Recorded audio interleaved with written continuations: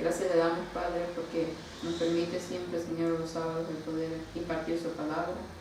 Le rogamos, Señor, su favor y que nos guarde y nos ayude a poder entender, Señor, y a poder hacer entender a su pueblo, sobre todo el más pequeño, para que pueda prepararse, Señor, para su pronta venida y que puedan decirle, Señor, a las demás personas que usted viene pronto, que su palabra es cierta y verdadera. Gracias por todo lo que nos da cada día, Señor. Quédese con nosotros en esta hora. Todo te lo pedimos en bendito nombre de su Hijo amado Cristo Jesús. Amén. Amén. Feliz sábado Pues, a las dos únicas niñas que tengo hoy y a los que no verán. A las 3 contigo. Bueno, yo no soy niña, pero tengo espíritu de niña, eso sí. Vamos a continuar con nuestra lectura de nuestra escuela sabática junior. Nos quedamos por Éxodo 10, estamos viendo las plagas de Egipto. Vimos, el sábado pasado vimos 2 plagas, ¿te acuerdas? La de que caían como granizo. El granizo, correcto. Con fuego. Ajá, correcto. Y no me acuerdo. Y la otra era de unos bichitos, Esos bichitos. las langostas. Sí, era la otra. La plaga de las langostas que destruyó casi todo lo que había quedado que no habían destruido las otras plagas.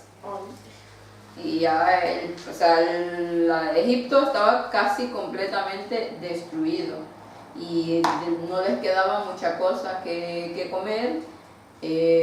Las cosechas se les habían ido todas por las plagas.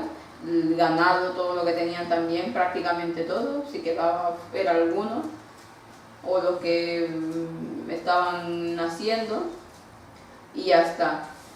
Pero nos quedamos en la 9ª plaga, la penúltima plaga, la antecesora a la plaga última, ¿cuál es la última?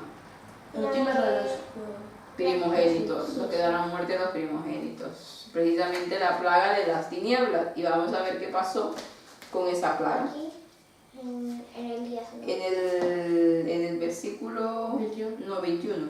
21. Versículo 21. 9, 21. 11. En otra página creo que es.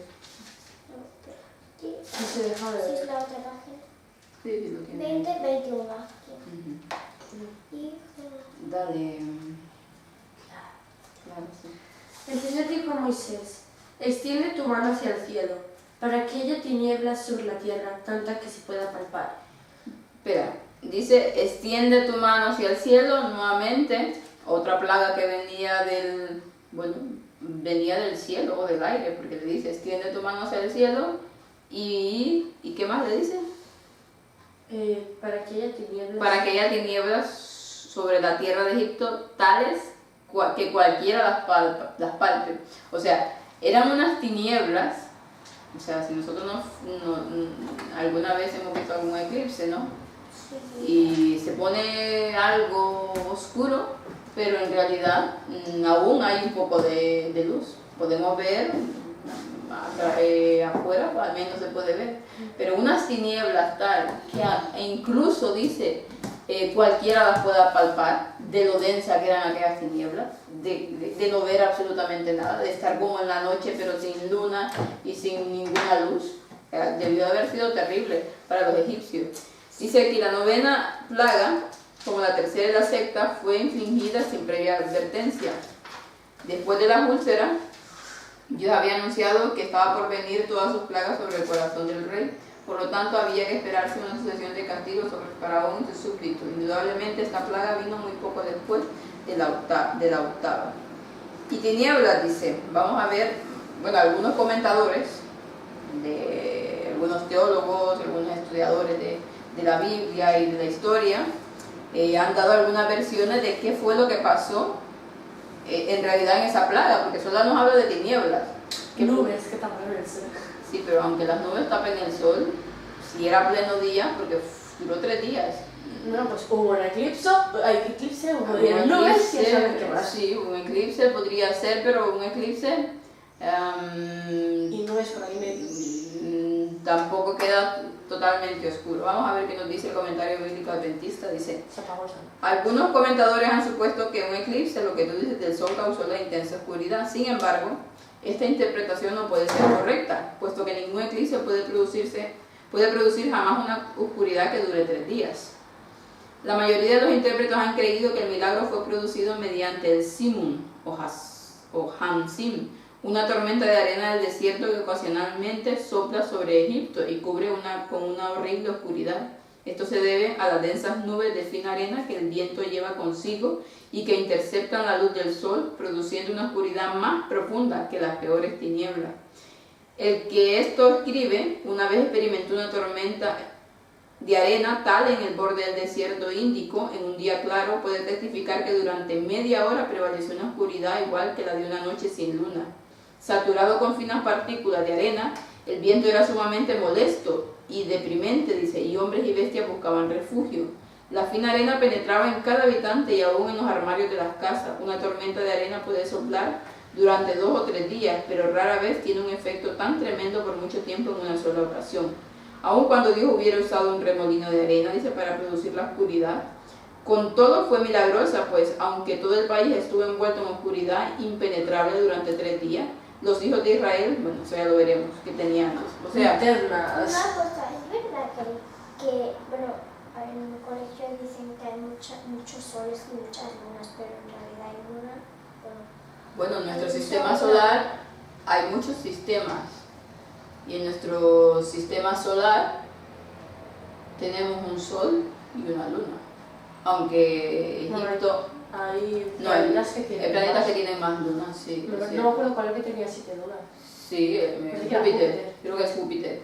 El Sol, sí, hay un sol en el sistema, en nuestro sistema solar, Bueno, cada sí, uno tiene cada su uno sol. tiene su sol.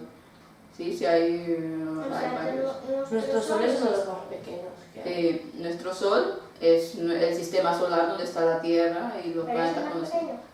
Es uno de los más pequeños. Sí, sí. Descubrieron una que era como 100 veces más grande que eso. Sí, es que el universo es vasto. El universo es impresionantemente, no tiene fin. Y una cosa, nuestra Tierra está volando. Bueno, Porque, flota, bueno, flota. Sí, flota y gira alrededor del Sol. Pero la cuestión es que si supuestamente la gravedad te hace hacer así, con la gravedad, o sea, como la Tierra se está quieta, si la gravedad supuestamente cuando la persona sale está como así. Sí, bueno, la verdad es que no sé bien cómo funciona. Hay explicación científica para eso, pero sí se sabe que la Tierra gira alrededor del Sol y da la vuelta así. Que algunas personas dicen que no, Y al revés. que es al revés. O sea, hay tantas teorías que ya para qué meterse en tanto lío. El caso es que Egipto, bueno, se puede decir, aunque no es seguro, según el comentario bíblico, que tal vez pudo haber sido una tormenta de arena. Una tormenta de arena puede ocasionar ese tipo de oscuridad y y aquí nos habla y nos dice que cualquiera la puede palpar. Claro, una tormenta de arena se puede palpar por las partículas de arena. Palpar, tocar. Continúa para que veamos qué más pasó. Y Moisés extendió su mano hacia el cielo, y hubo densas tinieblas durante 3 días por todo Egipto. Ninguno vio a su prójimo, ni nadie se levantó de su lugar en esos 3 días. Pero los israelitas tenían luz en sus habitaciones. Entonces Faraón llamó a Moisés y le dijo: Entonces dice que los israelitas, ¿qué les pasó? Ellos tenían que luz en la habitación, ellos tenían luz. en el linterna. Bueno, no luz en la habitación. No, farol. Bueno, pero si ellos tenían linterna, los egipcios pudieron haber tenido, ¿no? Y más sin embargo, Para ellos se la tinieblas. apagaban. Pero si fue una tormenta de arena, era difícil mantener una O linterna. sea, en el distrito de los israelitas no había... Ah, había sí, tormenta de puede arena. ser, no, pero también en Gosén, en la tierra donde estaban los israelitas, habían egipcios también, y a ellos les afectó y a los israelitas no. O sea, es un milagro de Dios que hizo que todo el pueblo de Israel tuviera luz. Dime, ¿Por dónde vamos? por el versículo 24, 23. Sí, 23. Pero vamos a leer algo que dice Elena White acerca de las tinieblas. que es interesante, porque decía, a ver, ¿Podré leer? puedes leer, bueno, ya te pondré a leer, espera. Pero no te estés media hora con la frase, que te conozco. No, lo pondré a leer poco. 3 frases. ¿Y dónde estamos media hora con las 3 frases?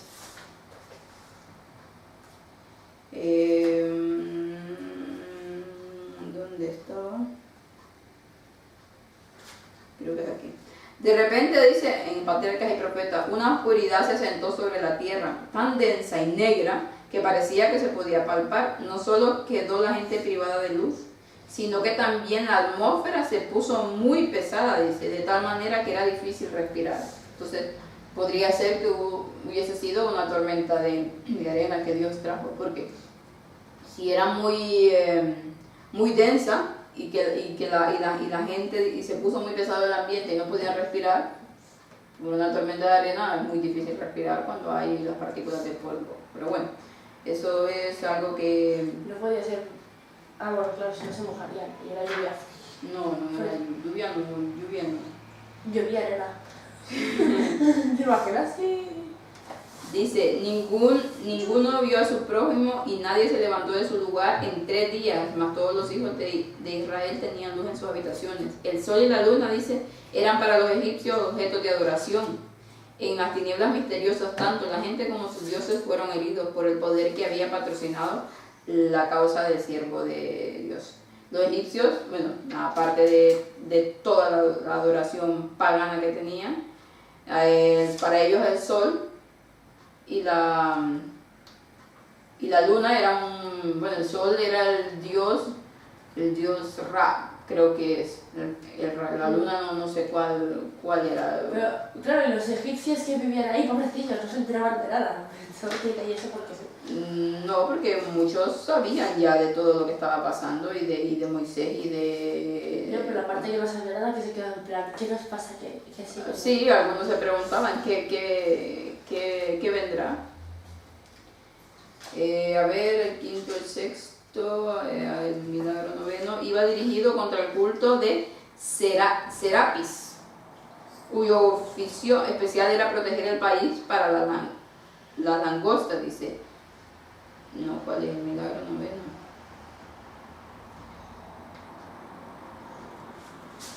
No, se supone que el noveno es el de las tinieblas, ¿no?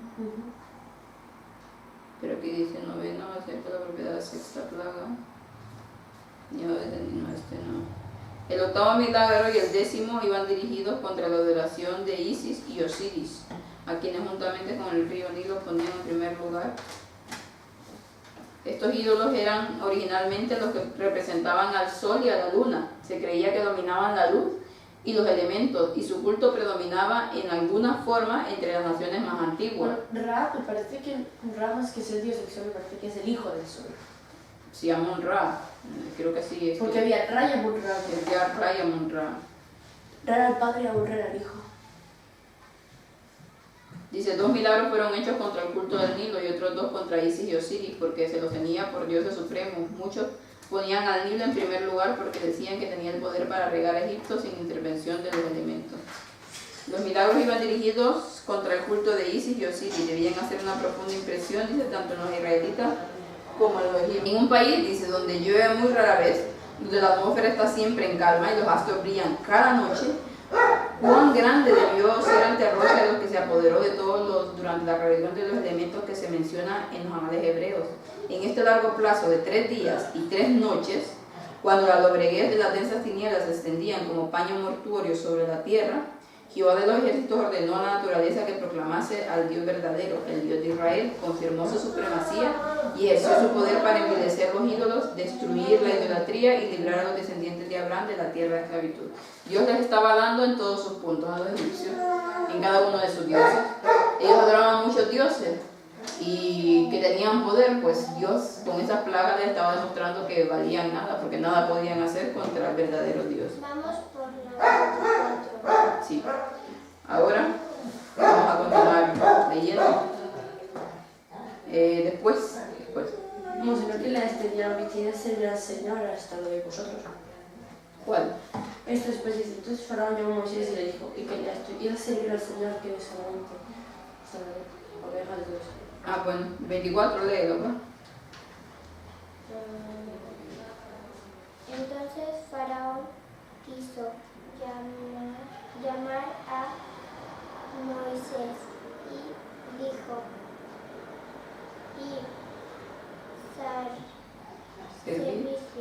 Servir. servir a Jehová,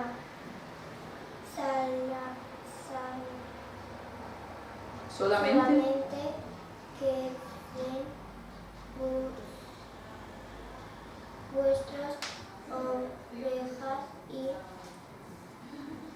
vuestras vacas. Vayan también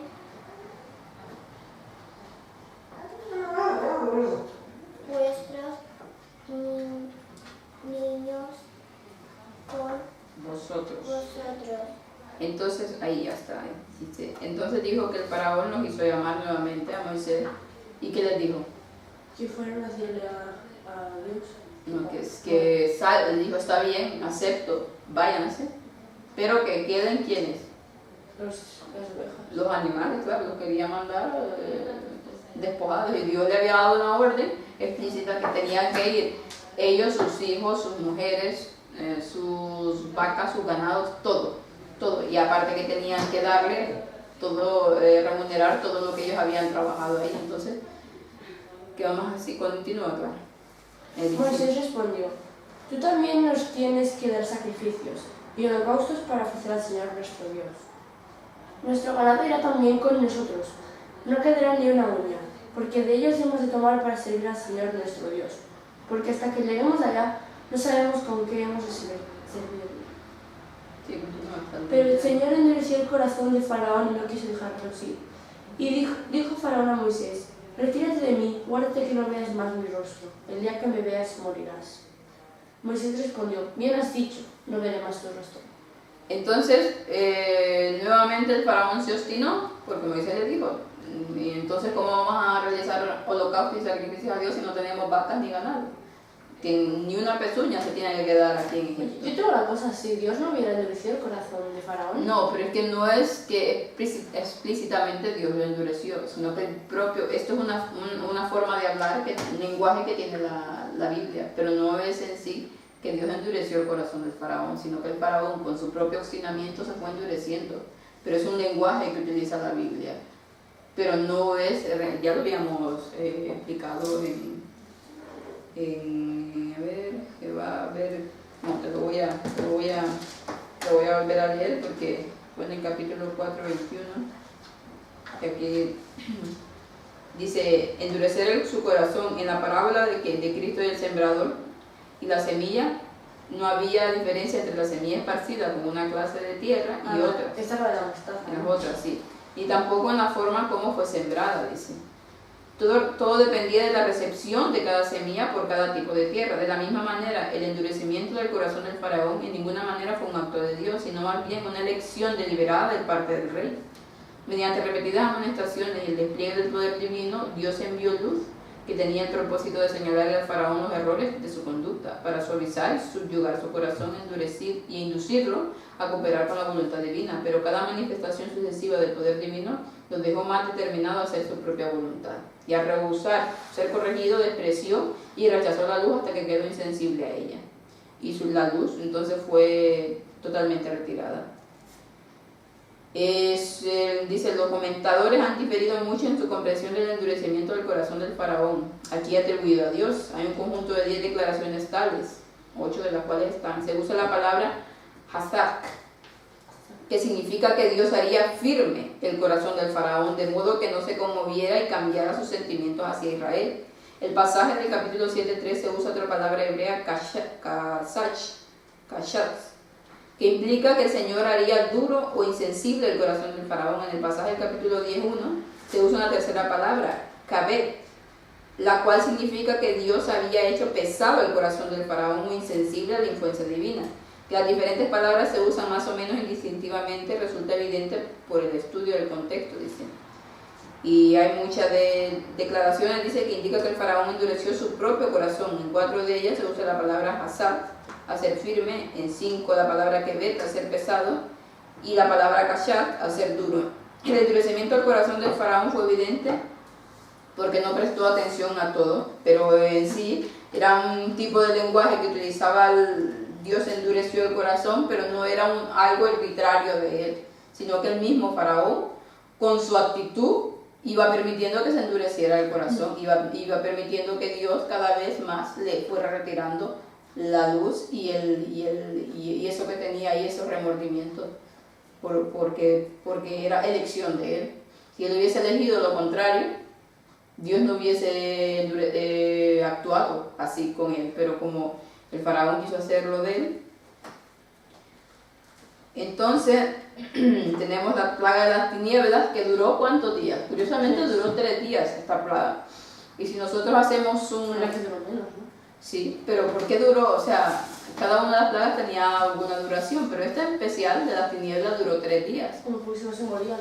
Las Por la oscuridad se mueren. otras plagas, ¿cuántos días duraron? Una semana. No sé, algunas no lo dice, en otras ya no me acuerdo si lo dice o no, pero especialmente esta de la tiniebla, la que precede a la muerte de los primogénitos, dura 3 días.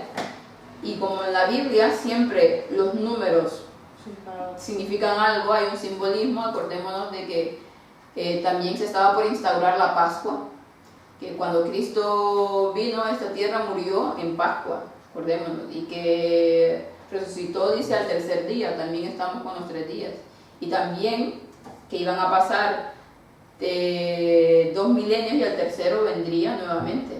Nos acordamos de que estuvimos explicando eso en Génesis. Pues aquí 3 días de tinieblas también y que precede a la Pascua, justo cuando es el simbolismo de la muerte de Cristo y luego de su segunda venida, 3 días de tiniebla, 3 milenios de tiniebla iban a estar la tierra, y los únicos, y nos dice aquí que los únicos que iban a tener, los que tuvieron luz, ¿quiénes eran? Los hijos. Y en estos 3 milenios, en estos 2 milenios y al 3 que viene Cristo, que han pasado, el mundo ha estado en tinieblas desde que Cristo murió, los impíos, pero los que han tenido la luz han sido ¿quiénes? Los seguidores de los hijos de Dios, los que han hecho su voluntad.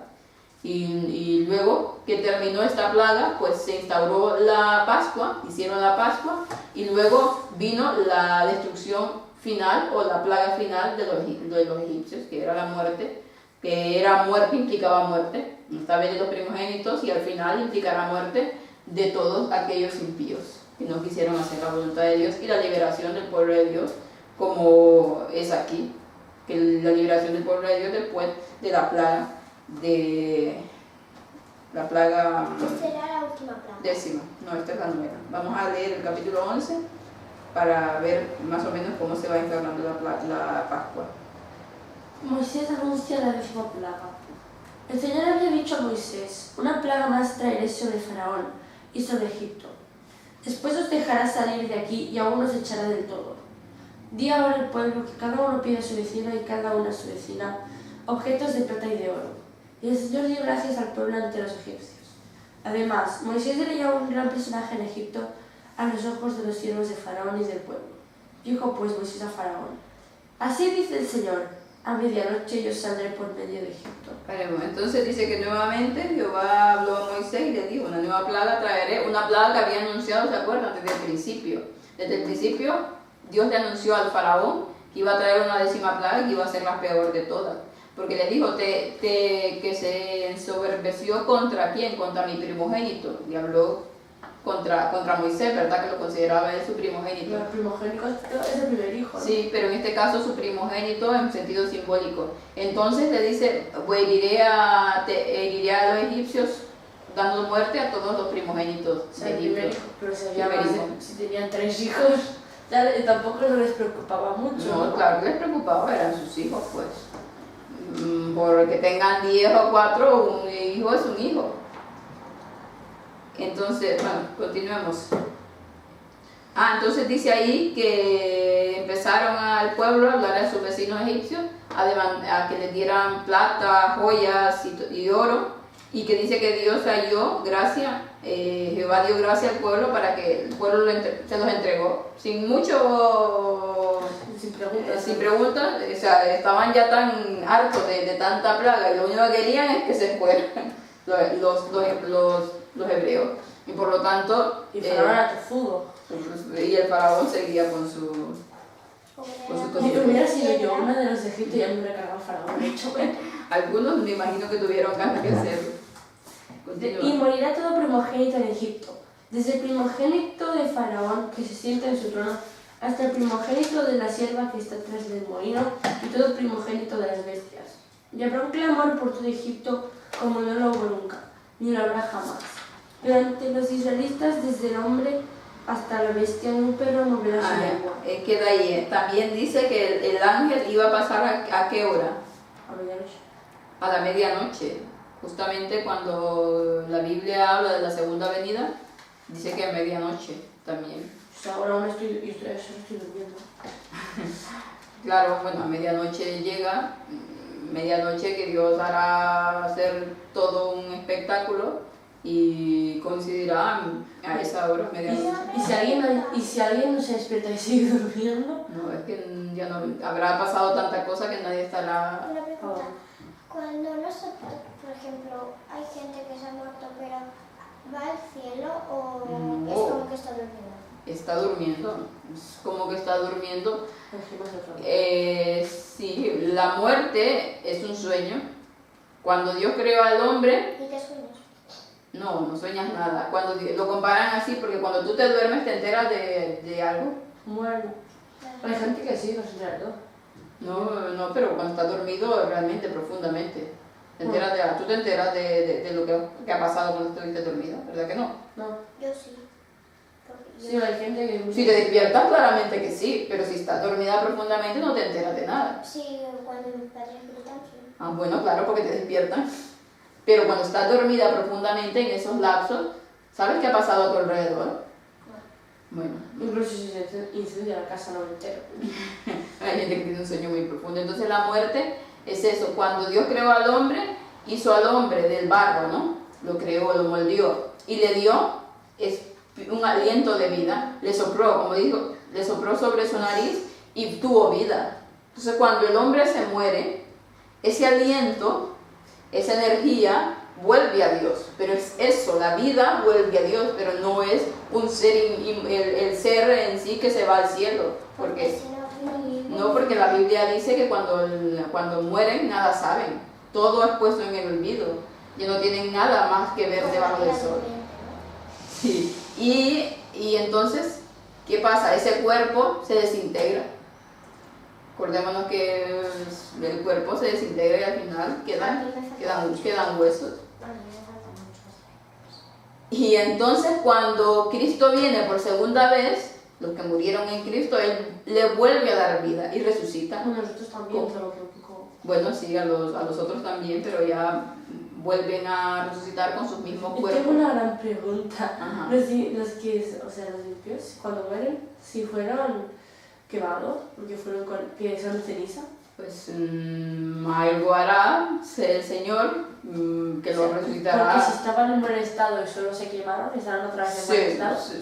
Según creo que volverán a ese tipo de estado, pero tendrán que... Serán más morenos. También otra vez la tierra si volverá a nacer la arca de Noé y todo eso. No, la arca de Noé ya fue. La tierra era pum pum caumpi. La tierra volverá a regenerarse otra vez cuando terminen los 1000 años. Dios hará una tierra nueva, cielos nuevos y tierra nueva. Volverá a recrear todo. Pero en este mismo planeta. En este mismo planeta, claro. Ah. Volverá a recrear todo. Pero una cosa, ¿Dios puede estar en muchos lados? Sí, Es omnisciente. Dios es omnisciente. Que está en todo, está en todo lugar, pero no quiere decir que, por ejemplo, como dicen los panteístas, que ahí eso es Dios, o que es así es Dios, eso Sí. no. Omnisciente quiere decir que Dios lo ve todo, Mira, la lámpara es Dios ahora. Sí, Dios lo ve todo, Dios tiene un sistema, Dice un Dios. Causas de poder, seguridad. pero Dios no es que está ahí, sino Sí. que Dios está en todo porque lo ve todo, desde donde está y mediante su Espíritu Santo que está en nosotros, como son uno, con el Padre y con el Hijo, también hacen un equipo. Y ahora podéis ver Inglaterra. ¿Mm? Ahora podéis ver Inglaterra. Puede ver, sí, en todo lo puede ver, todo, absolutamente. Más o menos es como si tuviera cámaras de seguridad. Bueno, en realidad no sé el tipo de tecnología que se utiliza, pero que Él está en todo, Él está en todo. Pues Dios le va a vigilar a la tata cuando se vaya a la tierra. Sí, claro, claro. Bueno, terminemos con el capítulo 11. Claro. Y morirá. Y morirá. No, No, y habrá gran Y clamor. habrá un gran clamor por Es ahí donde quería llegar. Dice habrá un gran clamor, dice, son bien conocidas la intensidad de las emociones de los orientales y la libertad con las que se expresan. Las pinturas de los antiguos funerales egipcios presentan a mujeres que estaban plañendo, dice, los cabellos desgreñados y los brazos en alto, y que expresaban su dolor tanto como gestos como con palabras.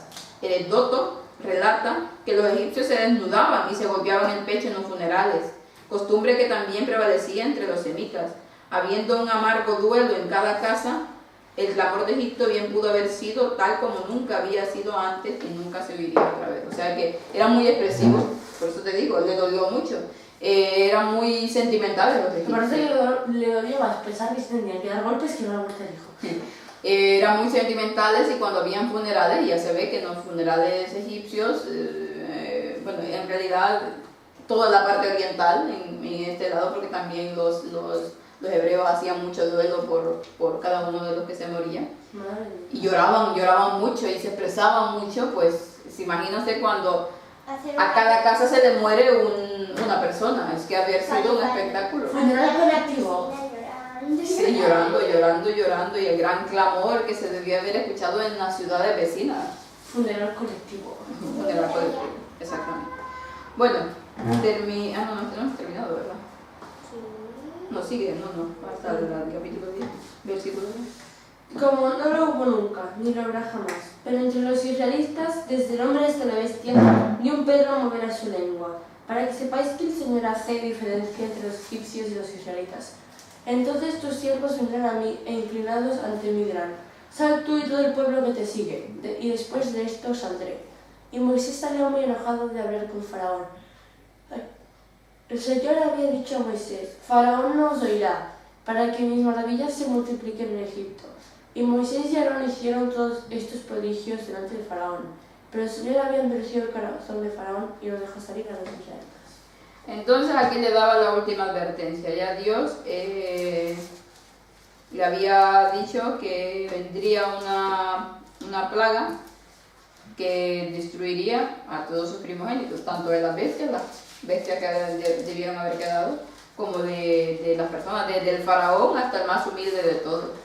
Y aquí por primera vez dice que Moisés sale enojado delante de la presencia del rey, porque ya imagino que estaba tan harto de que se estuviera rehusando, que al final le salió la ira divina, y salió y le dijo que desde aquí O nos dejas salir o verás. no verás lo que te pasa, Sí, exactamente. no se podían haber escapado una noche donde todo el mundo estuviera durmiendo. No, porque no era, Dios le estaba marcando qué es lo que debían. Es que hubiera sido más fácil. ¿Qué es lo que debían? No podían porque tenían vigilantes. Tenían el ejército egipcio y acordámonos que el ejército egipcio era muy poderoso. Pues que se junten con los griegos. Ay, Por lo- porque luego se van al mismo problema. Por lo tanto, tenemos que la advertencia, hay algo que nos dice aquí también. A pesar de que Moisés le habían prohibido volver a la presencia del faraón, acordamos que le había dicho que si que volvía iba a morir. Pues lo había amenazado de muerte si volvía antes. Sin embargo, Moisés tenía un nuevo mensaje de Dios para el rey rebelde, dice, de modo que caminó decididamente hasta llegar a su presencia y sin temor se paró delante de él para declararle el mensaje del Señor. Cuando Moisés habló del rey de la plaga que vendría, más terrible que cualquiera que habían castigado a Egipto, y haría que todos los grandes consejeros del monarca se prosternaran prosternaran delante de él y le rogaran que dejara salir a los israelitas. Este quedó muy airado, dice, estaba furioso porque no pudo intimidar a Moisés ni hacerlo temblar delante de su autoridad real. Pero Moisés se apoyó en procura de sostén de un brazo más poderoso que cualquier monarca. Lo quería matar, pero no podía, porque Dios estaba interviniendo y cuidando a Moisés. Así que, pues ya solo nos queda ver cómo fue la Pascua y la última plaga. Y luego ya viene el éxodo, la liberación del pueblo de Dios. Así que vamos a terminar con una oración. ¿Quieres orar? Oremos. Gracias, Señor. Gracias, Padre, porque nos permite el poder finalizar, Señor, esta escuela sabática Junior. Gracias porque cada cosa que nos regala, Señor, es usted maravilloso, por cada cosa que nos muestra y nos enseña cómo su poder, Señor, a través de toda la Biblia, cómo guarda a sus hijos verdaderos y cómo, Señor, hace pagar a cada uno de los que van en contra suya, Señor. Gracias le damos por permitirnos conocer su palabra cada día. Quédese con nosotros en esta hora, Señor, y ayúdenos para que podamos, Señor, poner en práctica cada cosa que aprendamos. Esto es lo que pedimos en el bendito nombre de su Hijo amado, Cristo Jesús, con perdón de nuestros pecados.